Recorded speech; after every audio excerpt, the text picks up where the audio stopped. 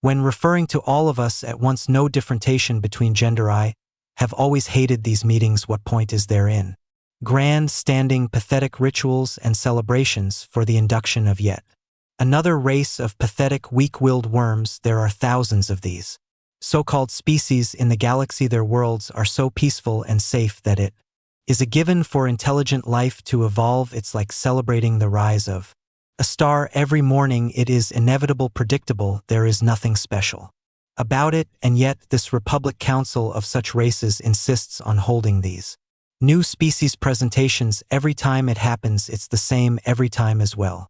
Some thin, frail, pale, and thin-skinned race of intellectual pacifists steps forth to proudly describe just how mundane their world is, to tell of their peaceful culture and the all-too predictable course of their history. They gain self-awareness. Their intelligence enables them to cultivate crops. Their numbers grow too large for their planet, and so they unify to develop space-age technology so they may leave the clutches of the world's gravity well. These people have no concept of true gravity. A scant few ever engage in conflict before their rise of space, and even then it is rarely anything more severe than a small skirmish claiming perhaps a few hundred lives, and then they deem to call that a war. Natural disasters are so rare that most of them go through a decade of culture shock upon learning that it is even possible for species to evolve on a world that has a persistent light breeze, let alone a hurricane or an earthquake. My people went through shock as well, but for entirely different reasons. When we first took to the stars, we were shocked to find it possible for anything but the cruest environments to produce intelligence. We expected such plain and safe worlds to lack the driving factors needed to justify such evolution, yet the fact that we alone are the only species to have ever evolved on what the rest of the galaxy calls a death world is proof of precisely the opposite. For a time we basked in it, using the fear the others had for our might, our durability, our everything. We muscled our way into positions of power. It worked too well. Now there are few to truly challenge us, if not for the fact that biological advantage holds little true sway in wars conducted from the bridges of command vessels. We would likely have sole rulership of the galaxy. But even our history of wars and combat is not enough to overcome the might of the Republic fleet, so instead we are relegated, stereotyped as the mindless brutes, the walking masses of meat and muscle who know only how to hit things for all their so-called intelligence. They understand so little of our culture. We have scientists too, we have art, music. Even with the durability of our scales and the edges of our teeth and claws, intelligence was always our greatest weapon, yet they see nothing but the latter. How could they? The concept of struggle is foreign to them. The only problems they have to solve are those of technological limitation, curing genetic diseases, or optimizing their agriculture. They do not know what it is like to endure a freezing tundra or a blistering desert, only that they had to spend decades researching technologies to create temperature-controlled buildings to place in such environments, if they even bothered trying to colonize them in the first place. So it is that IVAR, Axion, fourth son of Emperor Var of the VR Empire, have been sent yet again as a VR delegate to the Republic's petty induction ceremony. By father has to send someone, even if only to pretend that we're as enthusiastic about this as the rest of the Republic. Without such showings, other species might believe the rumors that we're preparing ourselves for war. The fools, as if we ever wouldn't be so backwards are they that they cannot comprehend the concept of better safe than sorry, or the need of the military to maintain domestic order. I set aside my irksome thoughts for this irksome ritual, as it is about to begin, and my father has made a habit of making me summarize the proceedings just to save himself the torture of watching a recording. So it is I that must force myself to pay attention, no matter how predictable it may be. Delicate VR, I believe you may wish to pay special attention to this one. Speaks Delegate Dre in the seat adjacent to mine. Jai is a delegate for the Jaith Combine, who are the ones which made first contact with this new species and so are already familiar with their details. I only tolerate my seat besides her because hers is one of the few peoples who even barely understands my own. They evolve syncretic alongside another group on the same world, and for a short period came to blows over control, the only other faction in the entire Republic that engaged in what my people would call a true war, even if the scale of it was Small and its duration short before they opted for cooperation, but I toyed. Nonetheless did this one have another so-called war? How many times is it this time? 10, 100, perhaps the reason you bothered speaking to me is because it's finally over 1,000, but she only chuckles a most irritating chirp of her more primitive aven vocals. Just pay attention, I promise. You'll actually like these. I doubt it, but fine, I shall humor you. I have little choice. In any case, I'd rather this tour than my father's temper. It begins. Delegate Dexy stands, announcing through projection device. Delegates of the Republic Council welcome all of you and thank you once again for attending.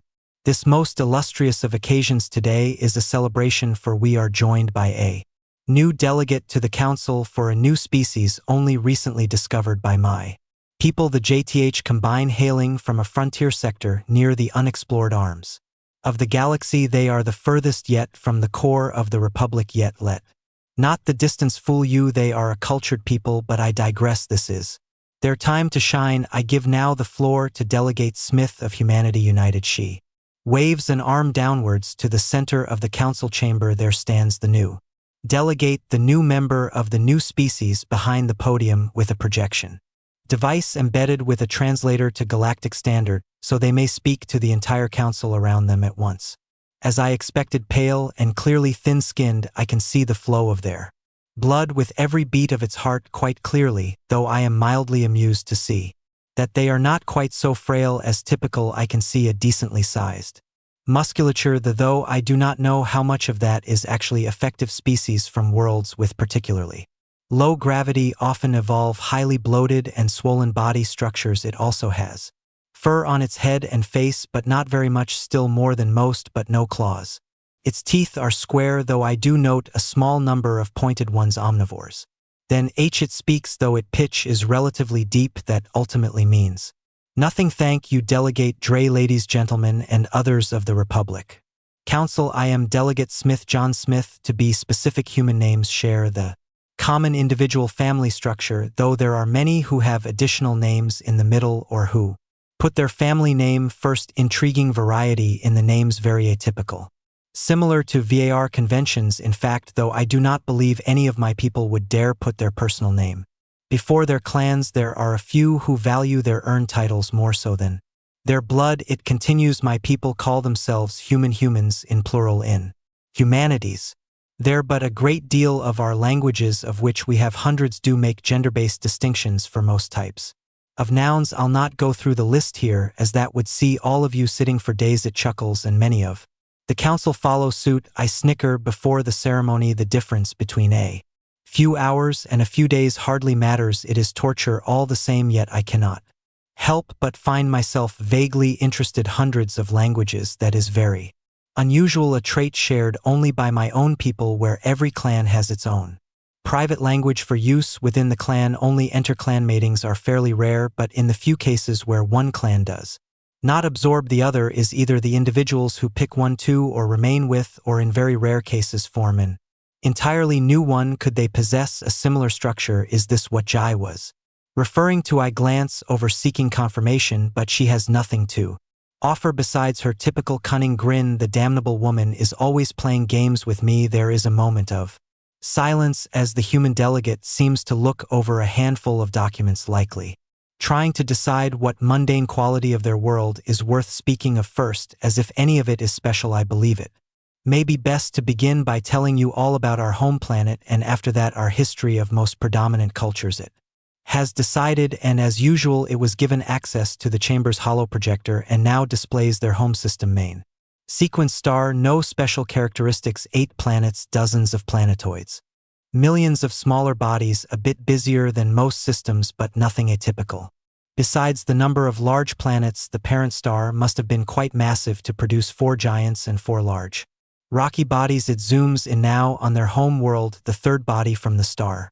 Next to it is displayed a list of characteristics: radius, general composition, gravity. Well, oh, now that is intriguing. Their world's gravity is almost identical to VAR itself.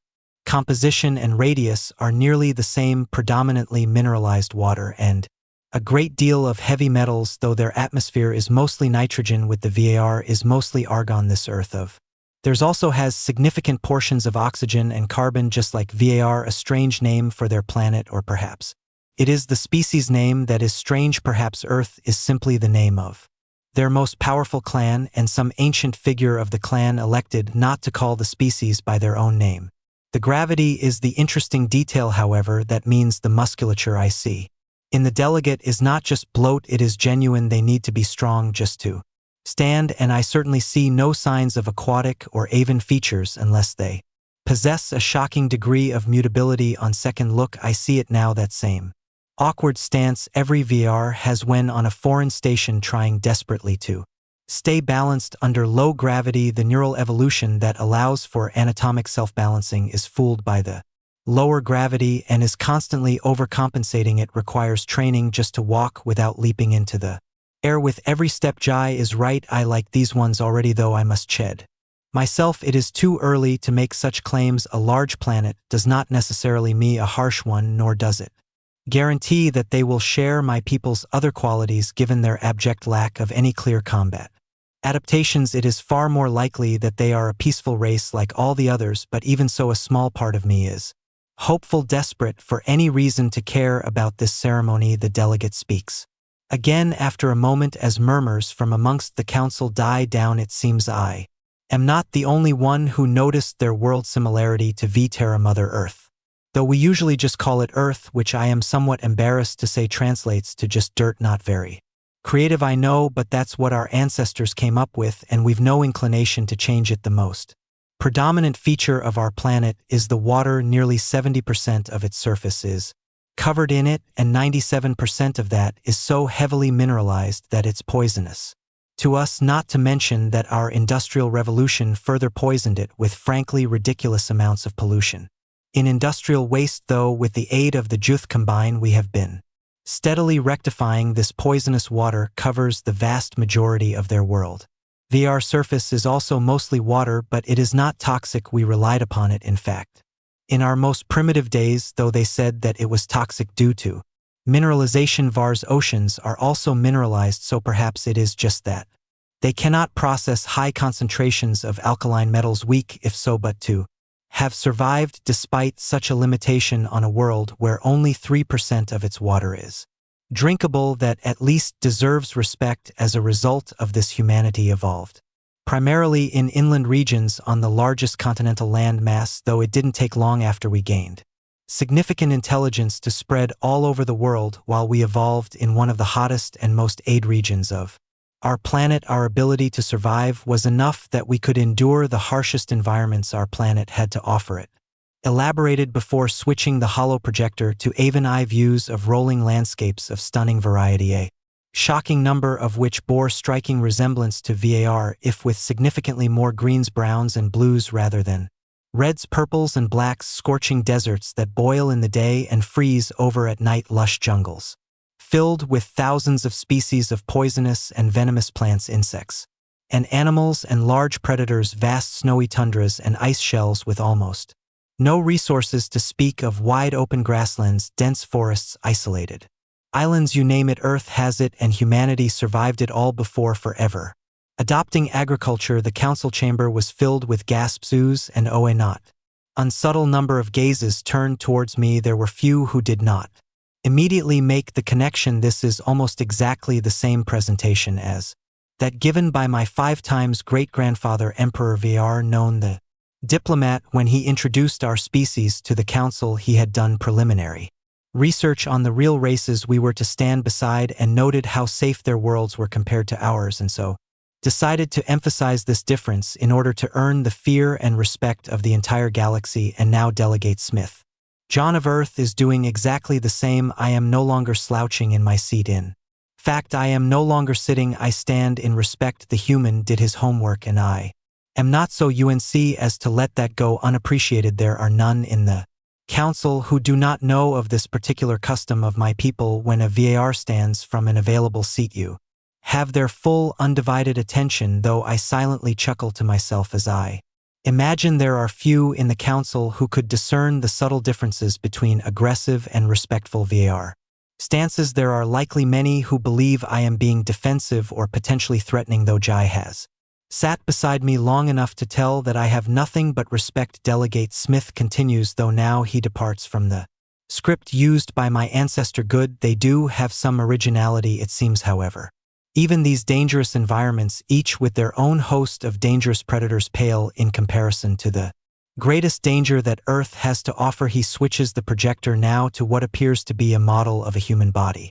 Though oddly it has an extra set of limbs. Humans, I make no joke. Besides diseases of all kinds in old age, the number one cause of death for humans is other humans. In most cases it is some kind of accident, especially those involving our automotive vehicles, but over the course of our history, before the Jth Combine discovered us, a grand total of 1.5 billion humans have died as a direct result of conflict and strife.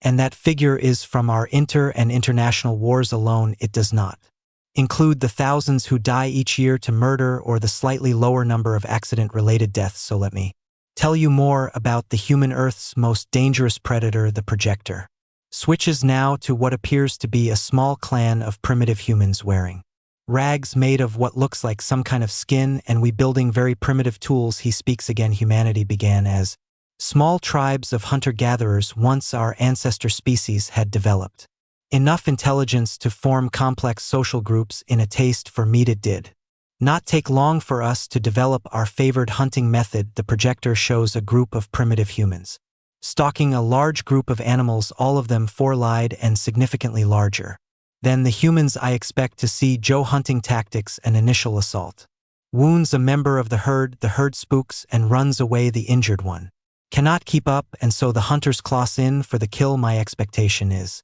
subverted. There is an initial assault, but it is highly ineffective. Their weapons seem to do little to the large beast but stick out of them as they run. In fact, many of their attacks miss outright. I failed to see how this is their favored method, or perhaps they're showing a failed hunt on purpose. The projector jumps. It's the same herd in the same group of humans doing it again, but the environment has changed slightly now. It shows the humans chasing them. That's a bad idea. If any of that herd turned to fight instead, they would find themselves outmatched quickly, especially since they clearly possess no natural weapon. But it doesn't happen. The animals simply continue running. The projector jumps again. Now it's night. The same herd, the same humans. What are they getting at then? It occurs to me the herd is asleep and they just spent the better part of their entire day running, and many of them are still injured. They are exhausted, which means now, yes, I see most of the herd awoke and ran, but a not insignificant number of them are moving very, very slowly compared to the rest, and some failed to awaken at all. The humans meanwhile move as though they have an endless supply of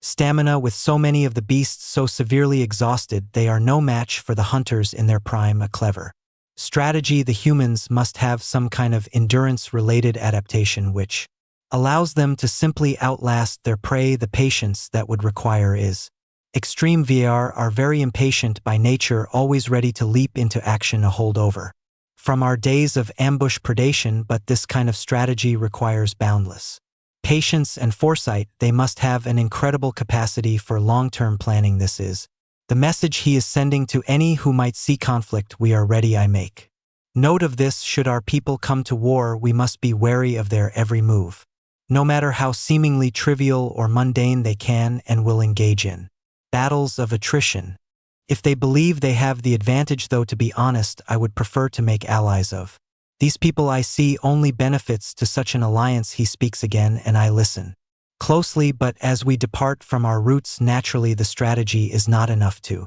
sustain our growth. Agriculture and animal domestication develops in a small valley between two rivers and quickly finds itself adopted all over the world. Within the span of a couple millennia, we grow from tribes into villages, into towns, into cities, into empires, into nations. As our needs grow, settlements near one another trade the things they have for things they need from the other. An economy is born. We develop currencies and distribution systems, roads and traders. We learn how to mold the environment to our purpose, taking the riches of the earth and turning them into buildings, vehicles, tools, and weapons. Yes, weapons, for even though we long since dominated the food chains of nearly every environment on the planet, there were still other humans to consider. Only 3% of all the water on our planet was usable, and the vast majority of that was locked in rivers and lakes which distributed only to the areas is.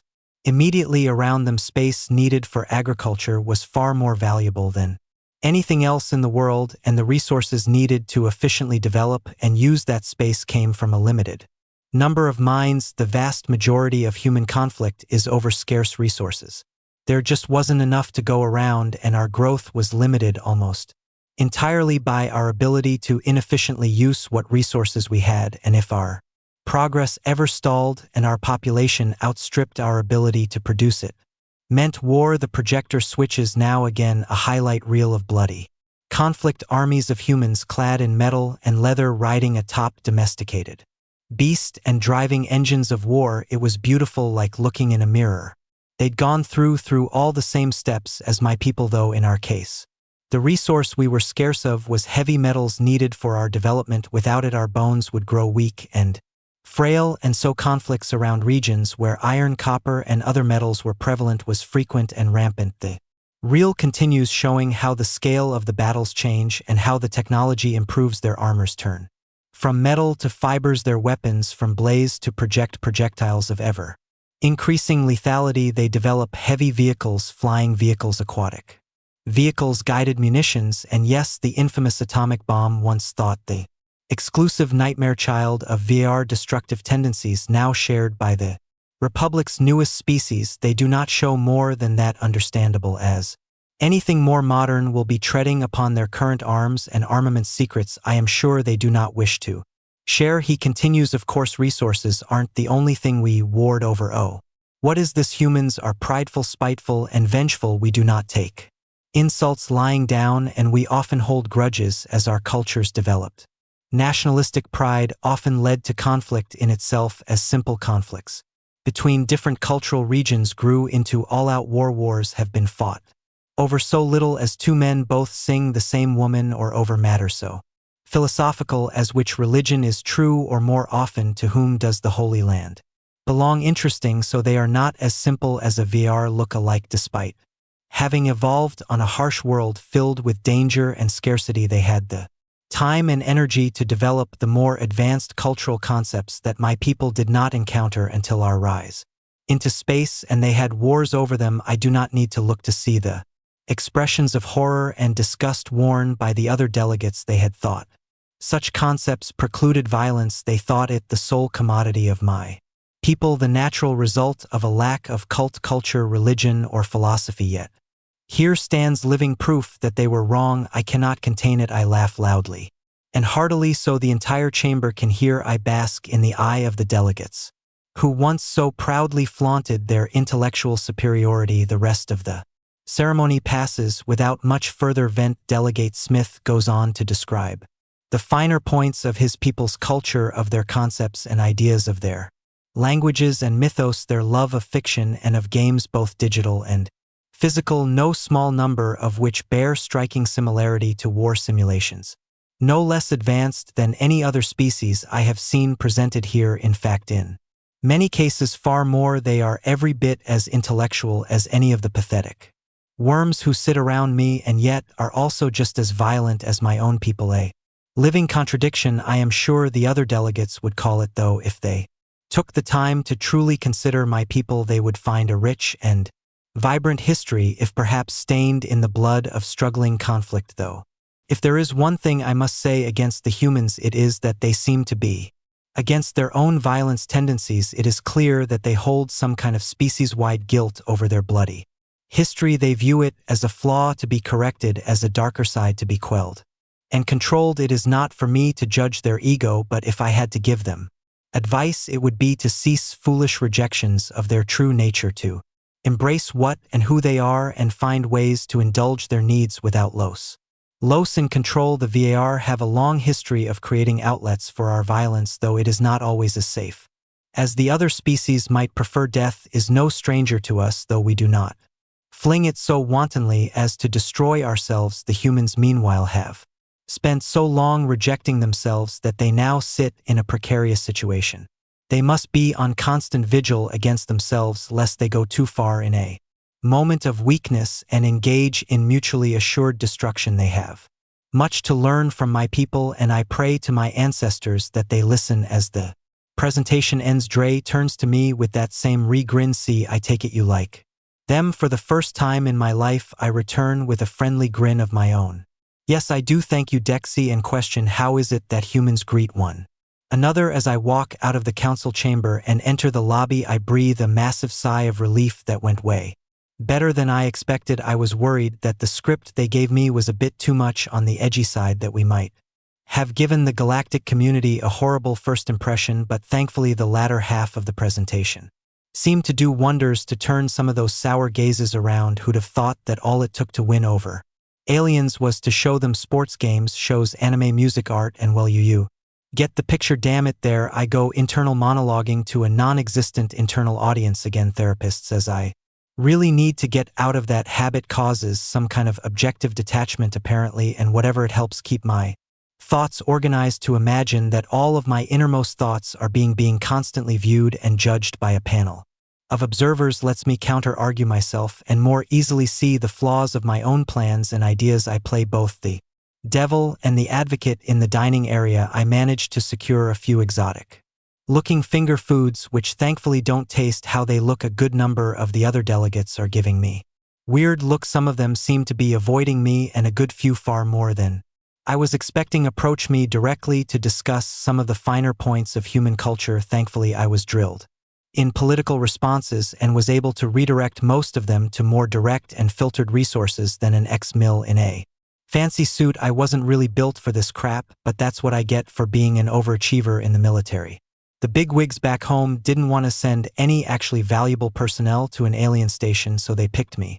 Telling, isn't it? Suddenly the low hum of chatter in the room goes dead quiet. It's a bit unnerving, especially when I notice all of them looking in my direction, or more specifically at the huge lizard man walking in. It thing is easily 3m tall and built like a tank, looks kind of like a cross between a crocodile and a dragon, but without the wings and hopefully without the fire breath, definitely not without the claws and teeth. It's got at least a few dozen of those. It's covered in thick-looking red scales, and I can't make hide nor hair of its expression. It does definitely seem to be struggling with the low gravity, though, just like me, so I guess that's relatable, sort of. Yeah, it's definitely looking at me, isn't it? Oh, I remember now, this is the VAR delegate, I think.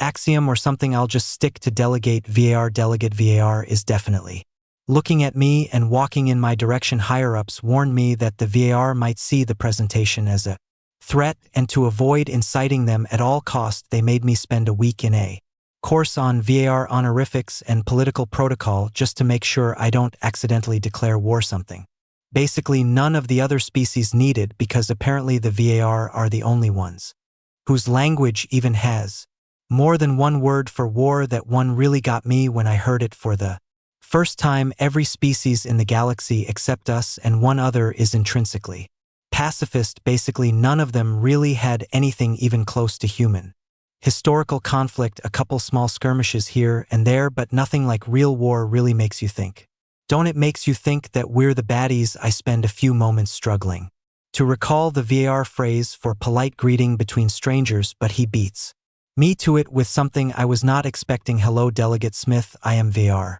Ashian, for son of Emperor VAR of the VAR Empire. I would like to discuss with you terms for a human V cultural exchange. Do you accept? It speaks with a deep, rumbling tone that 100% sounds like what a crocodile would sound like if it could talk. It also extends out of hand for a handshake. I definitely remember hearing in that course that extending out of hand is to the VAR an aggressive posture, usually reserved for challenges of some kind, but he's talking about terms for a cultural exchange. Is this some kind of subtle subtext? You know it. He's holding out his hand for a handshake, and the last thing I want to do is leave a political delegate hanging and piss them if I take it. Oh sure, yeah, why not? I'll forward that to the higher reps. Get you talking with someone a bit more specialized in the field. I'm just a retired soldier they sent because they didn't want to risk any valuable personnel. I relax my hand to let go. It doesn't it? Pulls me closer, in fact staring me down with one of its beady slitted eyes. I'm not a coward. I hold its